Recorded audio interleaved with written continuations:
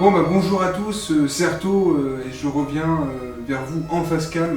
Donc je viens aujourd'hui vous parler de Dune, de Denis Villeneuve. Forcément, je crois que ceux qui me connaissent un peu à côté ou qui me suivent sur les réseaux savent que le film m'intéressait pas mal, parce que tout simplement c'est pour recontextualiser un peu l'attente et surtout ce que je voulais voir dans ce film-là. Disons que Dune en fait donc est à la base, comme beaucoup le savent, adapté d'une grande saga de science-fiction, peut-être la plus vendue, il me semble, si je dis pas de bêtises, de science-fiction donc américaine, de 5 romans, qui est une saga inachevée, mais je considère qu'elle est achevée personnellement, mais j'en parlerai plus tard peut-être.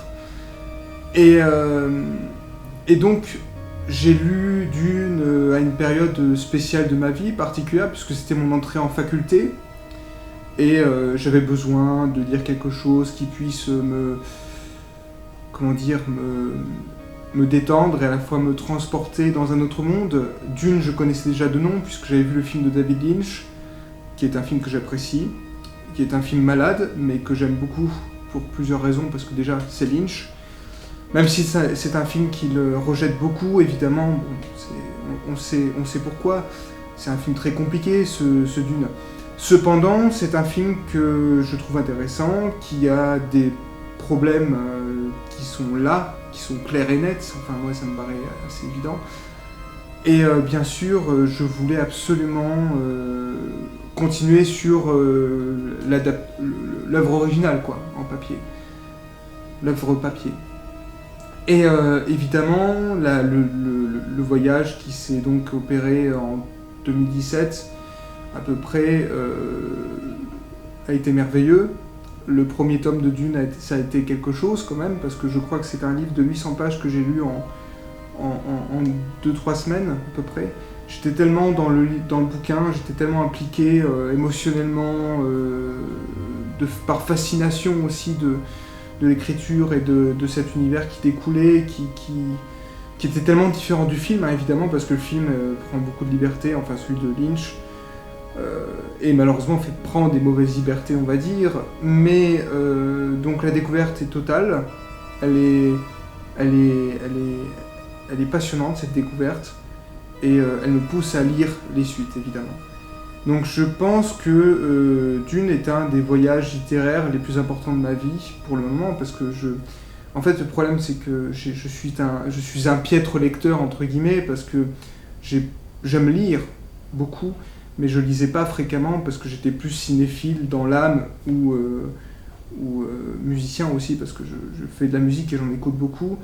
Et je ne prenais pas le temps de me poser sur un livre. J'étais plus dans l'optique de lire les livres qu'on me proposait à l'école ou à la faculté, mais pas des lectures plus proches du loisir, voilà, qui étaient personnelles.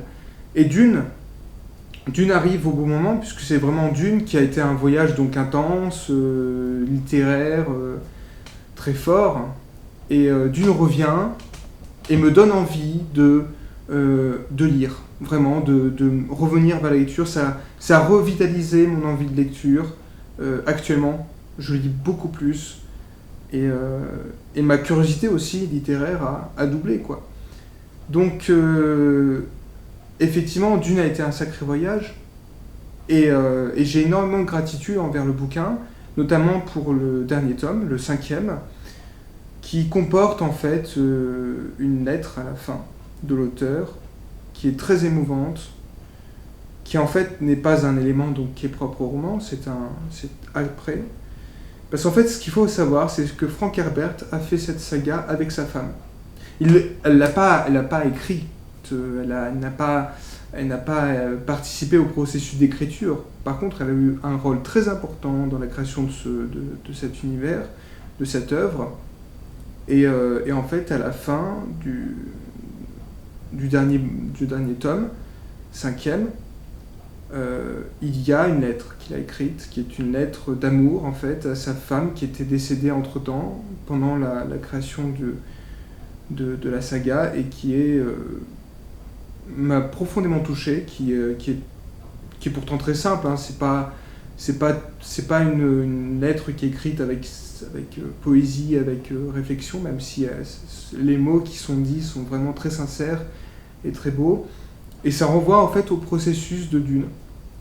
Paradoxalement, parce que la dernière scène de Dune, alors je divulgage, mais je m'en fiche un peu parce qu'en fait c'était pas incroyable, enfin c'est pas un élément scénaristique, c'est plus un élément d'hommage. En fait, l'auteur et sa femme se sont mis en scène dans le bouquin, à la fin. Je ne dis pas pourquoi, je ne dis pas ce qui se passe, mais en fait, ils apparaissent, voilà. Mais ils apparaissent pas en tant que personnages réels, enfin, ils apparaissent en tant que personnages de fiction, puisqu'ils ne sont pas nommés, voilà. Mais on comprend très vite que c'est le couple d'auteurs, enfin, le couple, parce qu'elle, je ne sais plus si elle écrivait ou pas, mais je crois qu'elle avait un métier qui était un peu dans ce sens-là. Et... donc voilà, et Dune, forcément, c'est l'œuvre d'une vie, c'est l'œuvre aussi de ma vie, en quelque sorte, en partie, parce que c'est une œuvre qui a eu une place importante dans mon cœur d'artiste, aspirant artiste, de lecteur, et d'amoureux de l'art aussi, peut-être. Et franchement, j'ai été bouleversé par ce que raconte Dune. Donc forcément, moi j'attendais le film de Villeneuve. Villeneuve, c'est un auteur qui divise beaucoup parce que on lui reproche beaucoup une absence d'imagination, souvent. On trouve souvent que ses films sont plats. Je suis plutôt en désaccord avec ça parce que je trouve qu'au contraire, il construit un cinéma très organique qui pousse à l'implication. Mais je comprends que la froideur de son travail, enfin la fausse froideur, c'est pas vraiment une froideur, puisse décontenancer et puisse pousser à l'abandon. Donc Dune, j'attendais. Villeneuve a eu l'intelligence de faire un film en 2 parties, parce que le premier tome est en 2 parties. Enfin, c'est un tome de 800 pages qui est découpé en 2 parties. Et c'est-à-dire que, bon, je m'y attendais un peu, mais le film s'arrête pile là au moment où le bouquin commence à s'arrêter et reprend plusieurs années après. Parce qu'en fait, le premier tome et la saga se passent sur plusieurs années. Il n'y a pas de protagoniste clair et net dans la saga Dune, puisqu'en fait, Paul va rester pendant 2 tomes et après va disparaître, je ne dis pas comment. Et ça va être d'autres protagonistes. En fait, le protagoniste de Dune, c'est la planète elle-même, c'est Arrakis, Dune. Donc c'est assez important quand même de prendre en compte cet élément. Sachant que, chose intéressante, Jodorowsky voulait faire une adaptation de Dune où justement le personnage principal serait Dune elle-même. À la fin, c'est Dune qui voguait à travers les horizons planétaires, dans l'espace. Chose magnifique, qui n'est pas du tout dans le bouquin évidemment, mais chose magnifique. D'ailleurs, donc, il y a eu...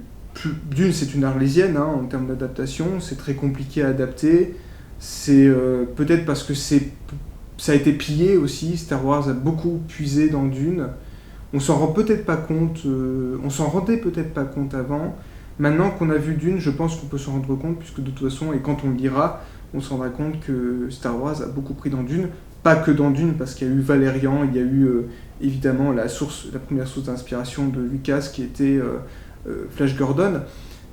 Cependant, Dune, je pense, a eu un véritable impact. De toute façon, c'est clair, l'œuvre, c'est un classique. L'œuvre littéraire est un classique. Donc dans tous les cas, c'est sûr qu'elle va avoir un impact sur les autres œuvres. Transmédia, voilà. Donc le film de Villeneuve, que j'attendais, qui a un casting intéressant, très varié, qui pour moi, ressemble plutôt à ce que je pouvais me faire comme idée de personnage de Dune. Je vais pas revenir sur l'histoire, vous avez vu le film, je pars de cette idée. Mais voilà, donc le film est là, après le contexte qu'on connaît, les problèmes, tout ça. Le film est là, enfin. Et ben c'était très bien. C'était très bien.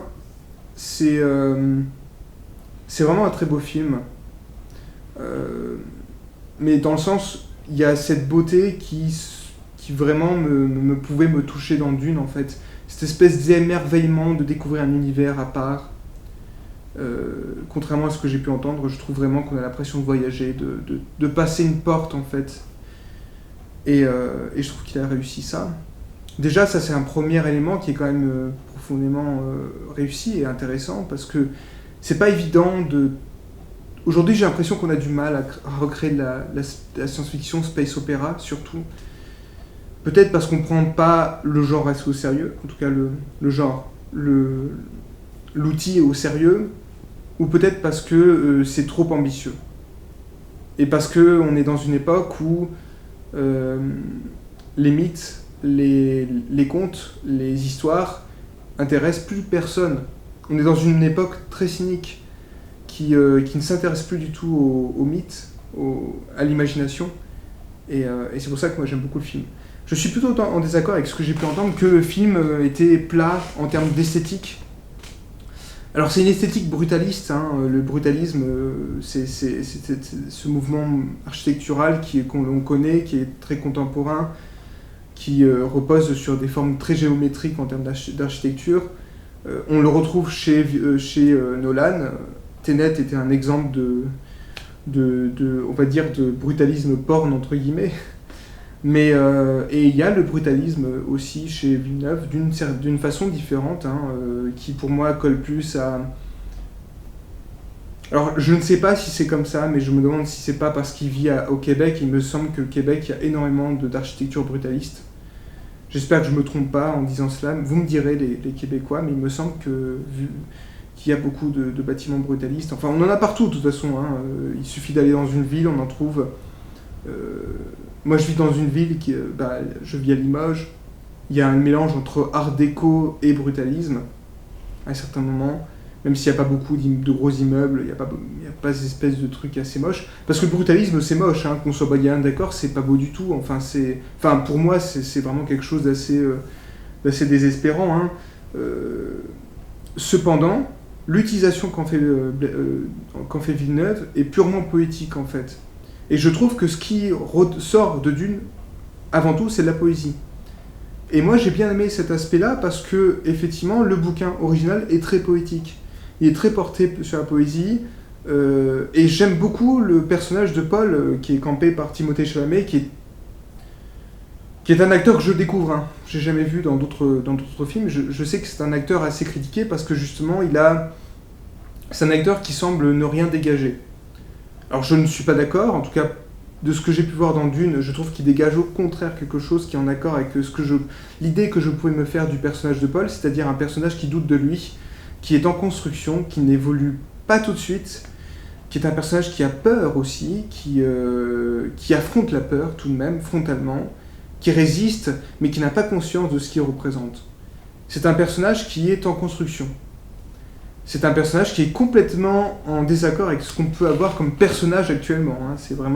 Ce n'est pas un personnage qui résiste, c'est un personnage qui peut pleurer, c'est un personnage qui peut avoir mal, c'est un personnage qui peut être pathétique aussi, qui n'a pas de répondant, qui est un peu soumis aussi, hein, aux choses qui entourent, qui ne contrôle pas forcément son environnement tout de suite, et qui a peur de son destin, surtout. Et c'est ça qui est intéressant. Parce que, en fait, dans le film, Paul a effectivement des visions, comme dans le bouquin, des visions qui ne sont pas des visions exactes. Et ça, c'est très intéressant parce que on a un personnage qui ne contrôle pas non plus son pouvoir. C'est-à-dire que c'est le pouvoir qui le contrôle. Et ça, c'est très fort, très fort. Et émotionnellement, ça fonctionne très bien dans le film parce que au moment où, en fait, il se rend compte de son erreur d'interprétation, de jugement, parce qu'on voit un personnage dans un de ses rêves, de ses flashs, qui n'est ni un flash forward ni un flashback en fait. Donc ça c'est intéressant en soi. C'est au contraire un personnage qui ne contrôle rien, donc qui, dès qu'il arrive au moment où une chose va se réaliser, ça ne va pas se réaliser comme il l'imaginait.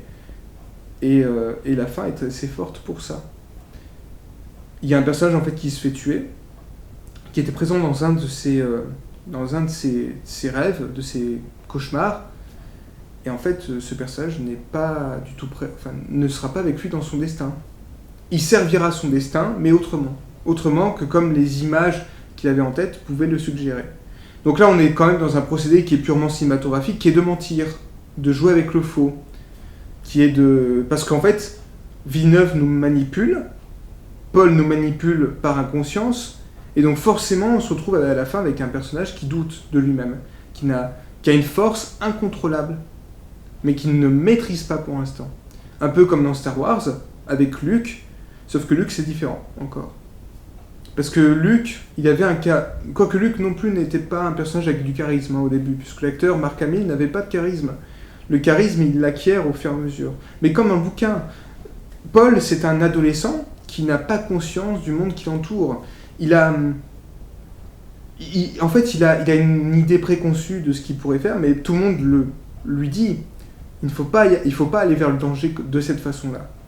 Son père dans le film lui dit souvent, et d'ailleurs c'est très émouvant parce qu'il y a une belle relation père-fils entre le duc Leto et Paul Atreides, parce que ces deux personnages-là s'aiment beaucoup, même si on voit pas beaucoup de scènes d'amour dans le film, d'amour paternel, on en voit, ou d'amour entre deux couples.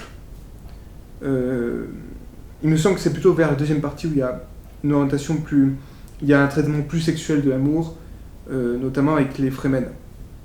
Mais ça, j'espère quand même que Villeneuve l'osera, ça, parce qu'il faut l'oser, il faut montrer cette séquence complètement folle d'amour qu'il y a dans la deuxième scène, dans la deuxième partie du roman. Il me semble que c'est dans ce tome-là, ou c'est peut-être dans les suites, mais il y a une scène d'amour avec de l'épice entre un homme et une femme, qui est une scène assez particulière, perturbante en fait, parce elle défie toute humanité.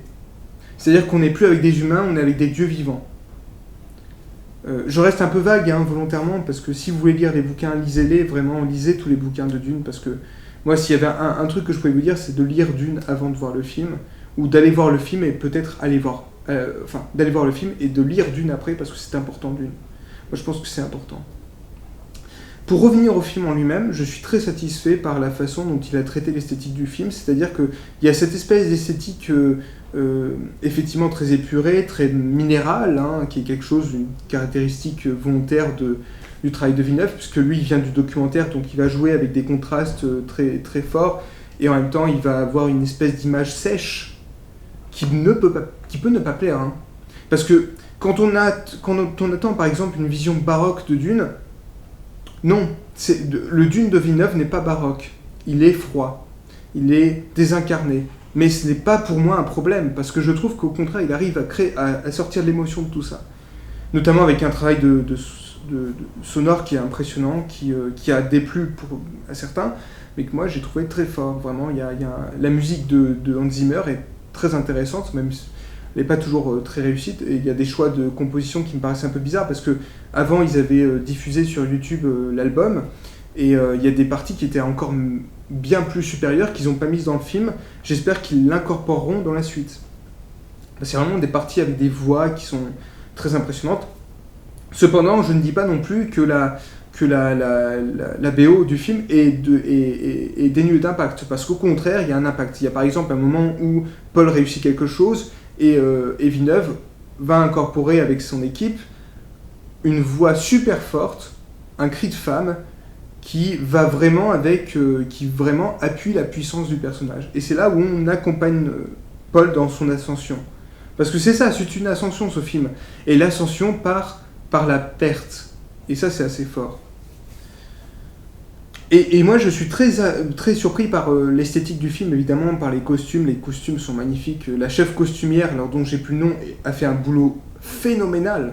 Phénoménal. Tout le passage avec les membres de l'Imperium qui arrivent, avec cette espèce de ces personnages qui sont habillés en blanc, avec les masques, et en même temps, il y a un mélange de saleté, d'industriel, avec des costumes tout propres. Enfin, c'est magnifique, ça. C'est vraiment très beau.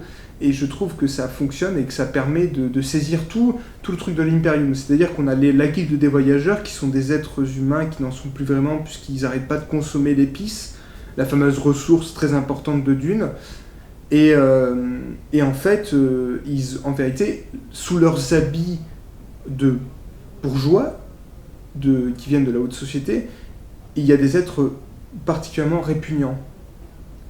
Parce que dans la suite de Dune, dans le 2e tome, il y a donc un membre de la guilde des voyageurs qui arrive, qui parle, que l'on voit dans la version de Lynch, qui est en fait un homme poisson. Alors je ne sais pas s'il osera le montrer, peut-être Villeneuve, si jamais il construit des suites. Ça m'étonnerait qu'il fasse les suites de Dune, je pense qu'il va plutôt adapter le 1er tome, mais ça serait intéressant de voir comment eux ils vont représenter ce personnage-là, qui est quand même assez répugnant. Et en parlant de choses répugnantes, je trouve que la grande réussite du film, c'est les Harkonnen. Les Harkonnen, chez Lynch, étaient roux. Je trouve qu'il avait réussi à faire quelque chose d'assez cool, qui montrait bien l'horreur des personnages. Là maintenant, qu'est-ce qu'on peut en retenir ? Eh bien je trouve qu'il a réussi à faire une espèce de mélange entre des ogres et des fous sanguinaires, dont on ne voit pas forcément les actes sanguinaires, mais on les comprend, parce qu'il y a des choses assez...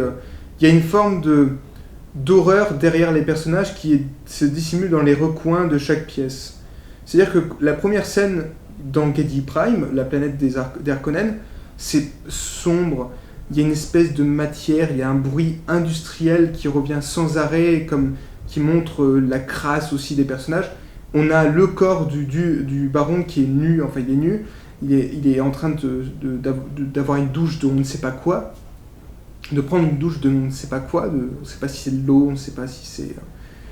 Il y a une forme d'aspect imposant. Alors c'est bizarre, Villeneuve s'inspire un peu de Kurtz dans Apocalypse Now, quand il enlève les perles d'eau de son front, les gouttes d'eau. Bon, c'est un peu étrange comme choix, mais je trouve que ça marche dans le film. Mais en même temps, il a réussi à donner cet aspect de porc immonde, d'ogre, de conte au baron qui, dans les autres scènes, par exemple, il y a une scène où il mange en fait à une table et c'est dégueulasse parce qu'on entend les bruits de bouche, on comprend que c'est un personnage qui est immonde, qui est un monstre et qui en plus est particulièrement diabolique. Et il y a ça aussi avec les Harkonnen, puisqu'il y a un moment où il y a une scène où ils sont dans un ornithoptère, donc les espèces de vaisseaux libellules là, et on voit les visages cicatrisés des Harkonnen, on dirait des espèces d'ogres, de bébés qui n'ont pas grandi, enfin de chauves, d'albinos, enfin c'est plutôt réussi à ce niveau-là, moi je trouve, même si j'aurais aimé les voir plus, évidemment, les Harkonnen, mais dans la suite, on les verra beaucoup plus, évidemment, puisqu'il va y avoir des batailles, il va y avoir des combats très impressionnants. Mais la véritable réussite du film, je trouve que c'est les Sardaukar, parce que les Sardaukar sont vachement menaçants, alors qu'ils n'ont pas du tout une apparence menaçante. C'est-à-dire qu'en fait, j'adore le costume, parce que c'est un costume très industriel aussi, un peu fabriqué, on se demande...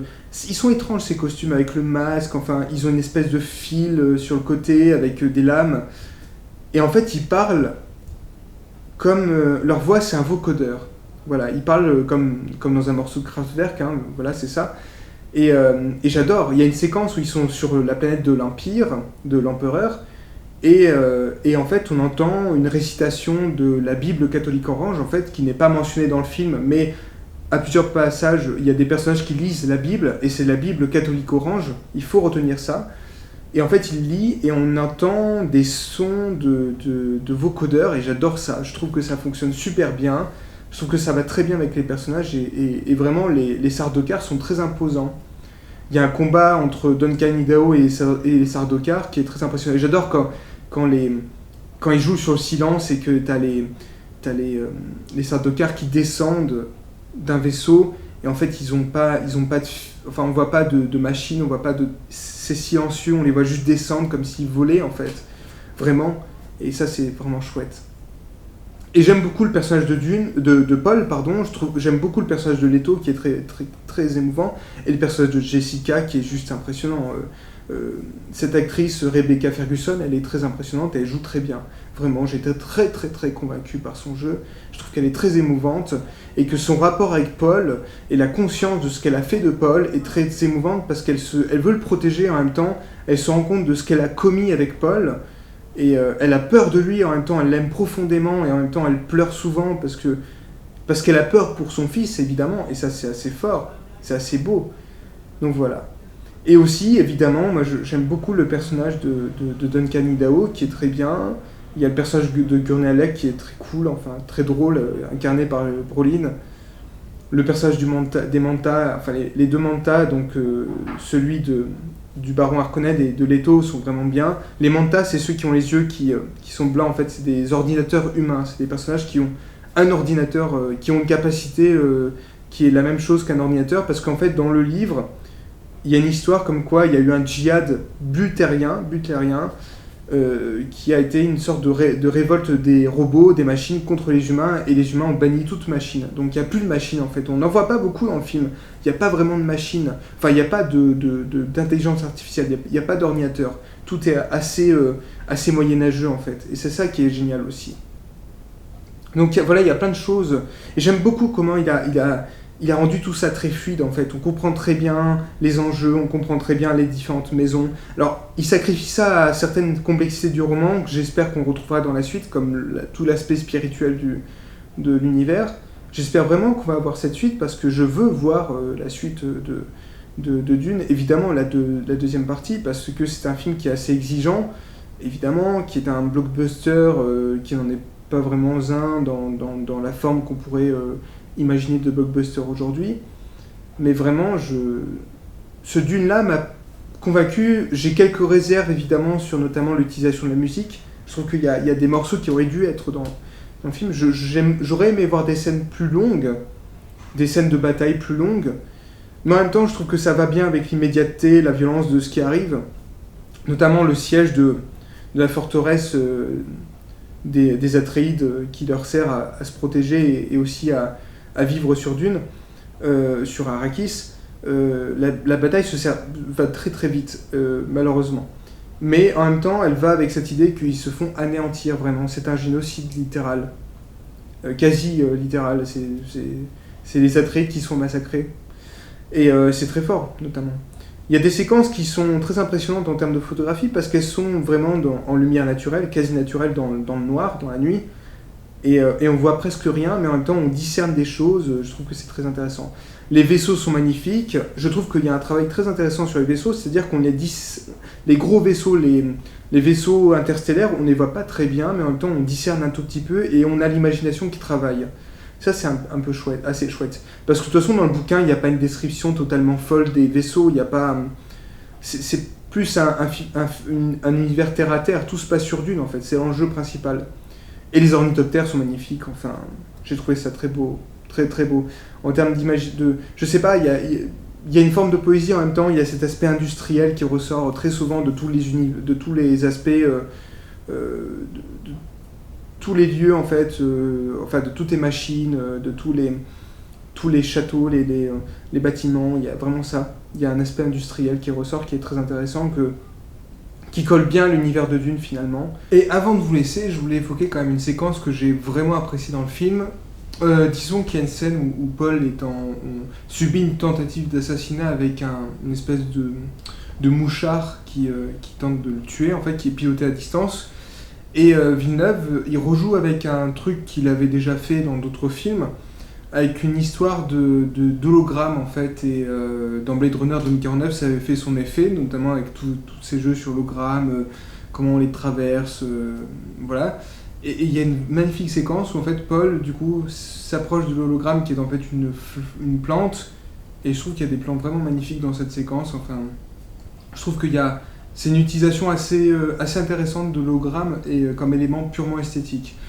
D'ailleurs, les lumières du film sont magnifiques. Enfin, il y a plusieurs passages où il passe par des endroits où il y a de la lumière naturelle qui sort. Enfin, et puis sa façon de capter le désert, je la trouve vraiment magnifique pour le coup, qui est très très originale. On dirait que le désert c'est du bois en fait. Il y a une espèce de truc organique avec les grains de sable sont magnifiques. Enfin, et j'aime beaucoup sa façon de montrer l'épice en fait, parce que du coup il filme vraiment l'épice de manière totalement différente, parce que les grains sont beaucoup plus orangés, donc c'est l'épice qui est la couleur, qui est l'élément recherché, l'or de ce monde-là. L'or noir, hein, c'est un peu l'équivalent de notre or noir, de l'essence, enfin du pétrole. Donc voilà. Donc je vous laisse, et j'étais très heureux de pouvoir parler du film. Je suis très heureux d'avoir enfin avoir pu le découvrir, quoi, hein, tout simplement. Et j'ai hâte de voir la suite si elle se fait, parce qu'il faut vraiment que cette suite se passe.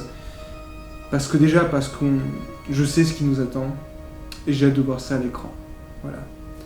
Donc je vous dis à la prochaine, pour une prochaine vidéo, espérons-le. Sinon, ciao!